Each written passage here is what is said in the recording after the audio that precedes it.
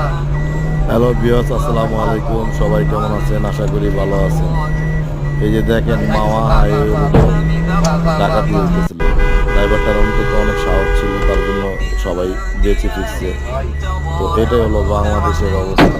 বাংলাদেশে দেখেন কি অবস্থা হইতেছে, দিন দুপুরবেলা ডাকাতি করে, রাত্রেবেলা ডাকাতি করে। এইভাবে যদি চলতে থাকে বাংলাদেশে, তাহলে তো বাংলাদেশের অবস্থা অনেক খারাপ হয়ে যাবে। তো দেখেন ডাকাতের দল মাওয়া হাইওয়ে রোডে কিভাবে ডাকাতি করছে গাড়িটারে। তো যমুনা ড্রাইভারটার ইলেকট্রনিক্স অনেক ঈদে সাহস ছিল, ডাবল খুশি তার অফার জন্য সিজন দেখেন 3 সবাই যে কোনো পণ্য বাইচা কিনলেই ফিরছে। পাচ্ছেন নিশ্চিত ঈদ তো উপহার। সবাই দোয়া করবেন, সবাই যেন সুস্থ থাকে, ভালো থাকে।